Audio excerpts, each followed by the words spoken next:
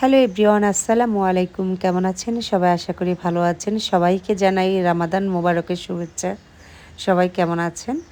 এই যে দেখতে পাচ্ছেন, প্রতি রমজানে যদি আমার সবচেয়ে স্পেশাল একটা খাবার থাকতেই হবে, সেটা হলো যে নুডলস ফুড কাস্টার্ড।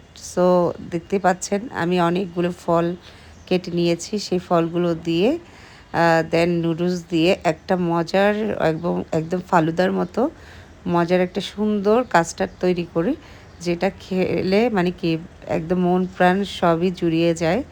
এটা মানে আমাদের ইফতারের মধ্যে এটা কমন থাকবে। এই যে দেখতে পাচ্ছেন এক হাঁড়ি আমি প্রথমে 3 কেজি দুধকে টেনে মানে 1.5 কেজি করে ফেলছি। 1.5 কেজি করে ফেলে ওই 1.5 কেজি দুধ দিয়ে আপনার এই নুডলস ফুড কাস্টার্ডটা বানিয়ে ফেলেছি।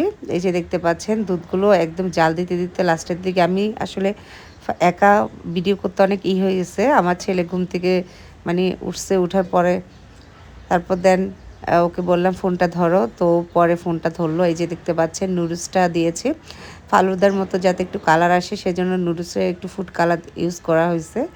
তো নুডলসটা ওইদিকে সিদ্ধ করে নিলাম হালকা। তারপর এইদিকে দুধের ভিতরে কাস্টার্ডের পাউডারটা আমি হালকা ঠান্ডা দুধের সাথে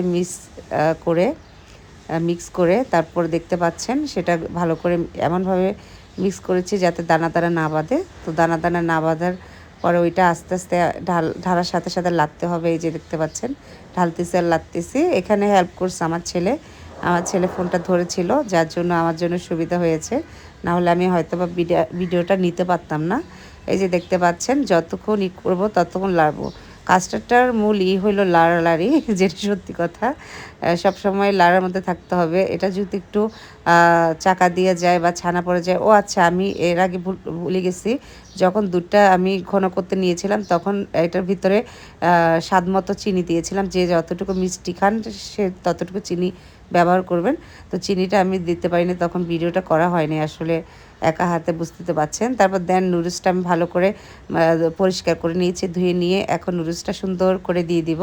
এই যে দেখতে পাচ্ছেন দিয়ে তারপর বেশিক্ষণ জাল দিব না, একটু হালকা করে উঠাই ফেলে যতক্ষণ ঠান্ডা না হবে ততক্ষণ লাড়তে থাকবো। মানে ফ্যানের নিচে লাড়তে থাকবে এই জন্য যাতে নুডলসগুলো একটু ভেঙে যায়। নুডলসগুলো ভেঙে গেলে একদম মানে মজাটাও লাগে, স্বাদও লাগে। এইদিকে দেখতে পাচ্ছেন কলা, আঙ্কুর, আপেল, তারপর কি বলে আনার, এগুলো আমি কেটে নিয়েছি। তারপর আলু বোখরা দিয়েছি, আলু বোখরাটা মানে অনেক ভালো লাগে। তারপর বাদামও দিব পরবর্তীতে। তো এইগুলো সবগুলো ভালো মিক্স করে নিব, সবগুলো ফ্রুটস একসাথে দেখতে পাচ্ছেন সুন্দরভাবে মিক্স করে নিচ্ছি যাতে খেতে অনেক ভালো লাগে। এই যে যতক্ষণ মিক্স করব ততক্ষণ লাতে থাকবো। এখানে যেহেতু নুডলসটা আছে ওইটা মিশার জন্য ভালো করে দেন। এই যে দেখতে পাচ্ছেন আমি বিকেলে যেহেতু অনেকগুলো ইফতারি আইটেম তৈরি করতে হয়, আমি বাহিরের ইফতারিগুলো থেকে দূরে থাকি, ভালো লাগে না আমার থেকে, আমি নিজে বানালে ওইটা ভালো লাগে। তো সকালের দিকে আমি নুডলস ফ্রুটস কাস্টার্ডটা বানিয়ে ফেলছি এবং বিকেলে যেহেতু চনা, পেঁয়াজু, আলু চপ, বেগুনি, ডিম চপ, শরবত এবং সালাদ, তারপর রান্না বান্না সব কিছু করতে হবে, তাই আমি তাড়াতাড়ি করে সকালে করে ফেলেছি। এই যে দেখতে পাচ্ছেন আমার রিভিউ মাস্টার, আর যার জন্য আমি বিশেষ করে করি, যার সবচেয়ে বেশি ফেভারিট সেটা হলো আমার জান পাক, আমার কলেজের টুকরা, আমার বাপজানের খুব প্রিয়। তো যাই হোক, সবাই আশা করি এইভাবে বানিয়ে খাবেন পরিবারকে নিয়ে এবং বাচ্চাদেরকে নিয়ে, অনেক ভালো লাগবে আশা করি। আমার অনেক পছন্দের খাবার, আমার ছেলের অনেক পছন্দের খাবার, আর যাকেই বানিয়ে দিই সেই বলে অনেক মজা। তো যাই হোক, সবাই ভালো থাকবেন, সুস্থ থাকবেন। আসসালামু আলাইকুম, ধন্যবাদ সবাইকে।